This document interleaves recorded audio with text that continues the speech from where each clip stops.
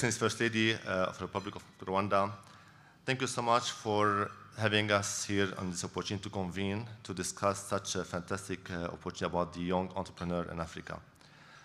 A little bit of background, as you know, SMEs comprise over 90% of the African economy and 98% of Rwanda economy. Moreover, SMEs contribute to 41% of all private employment in Rwanda, which proves that this country has become a bastion of successful entrepreneurs. As opposed to approximately 50 to 60% in typical market of Europe and North America, they are the lifeblood of our real economy. Today, these small and growing businesses create around 80% of the region employment, thereby establishing a new middle class and fueling demand for new goods and services. By 2035, the number of Africans joining the working age population will exceed that of the rest of the world combined. According to the International Monetary Fund, and a high percentage of the population will start his or her own business in Africa and hence creating more jobs. We at IHS believe that increased mobile network coverage and quality and boosting SME productivity will be vital to job creation and the future of Rwanda and Africa. Technology all over Africa is helping a lot of SMEs overcome some of those long-term problems, such as transport, power, and other areas of difficulty in the continent. ICT are at the heart of SME business, stimulating productivity, helping overcome tough operating environment, and opening up new markets in areas like the creative industries, apps, gaming, retail, and services, etc. Mobile is making a big contribution to rural businesses. Poverty is more acute in rural Rwanda. So supporting SME in this population will help the country reduce inequality. One way to lessen the urban-rural digital divide is to deepen the application of mobile to agriculture, the sector in which the majority of Rwanda's rural dwellers work. Technology are already being applied to a range of agriculture-related processes. From online crop advice to price checking and climate risk information, combined with improved mobile network quality and in rural region, this penetration of ICT across wider geographies can significantly support favorable income distribution trends throughout the country. And this is exactly what you're doing today with various provider and technology innovation in the world, trying to develop something that we can really provide cheap, not cheap, low cost and high quality data access for rural areas all over Africa. So you may ask, what do you need to be a successful entrepreneur in Africa? What is impressive about entrepreneurship in Africa is the level of creativity. Every challenge is seen as an opportunity to create a new business.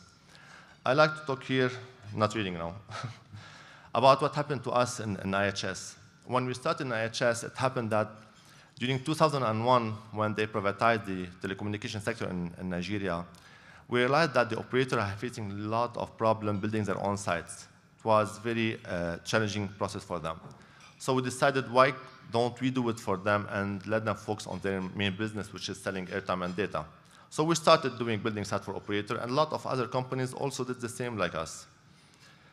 A few years later, we realized that maintaining those sites became a challenge for them.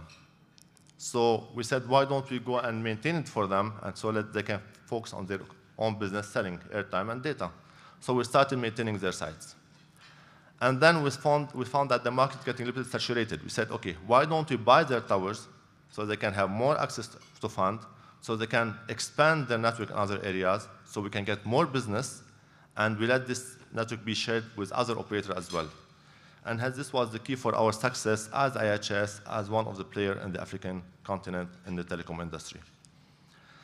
But the key characteristics are hard work, passion, creativity, vision, boldness, pragmatism, and patience. Whether you are a potential tech pioneer or innovator willing to solve social challenges, those characteristics are crucial for all entrepreneurs. People might say that we are lucky sometimes to be here where we are today as entrepreneurs who made it so far in life. I don't believe in that. There's something called luck. There's education, skills, access to information. You get the skill to see an opportunity, you grab it, you do the calculated risk, and you're successful.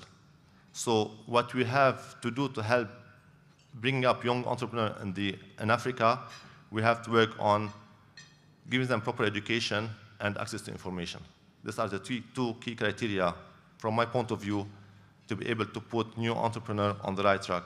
Also, we have to work together, existing companies, people who made it already, government, banks, to see how we can make their life easier, let them have easy access for funds, easy access for information, easy processes. Those young guys do not have funds to equip their companies with a lot of resources, so we have to simplify all the processes for them to help them succeed and make it in life. Finally, to conclude, in further support to the Imbuto Foundation and its various initiatives for women, kids, seniors, and widows, today we announce an additional as well contribution to the foundation.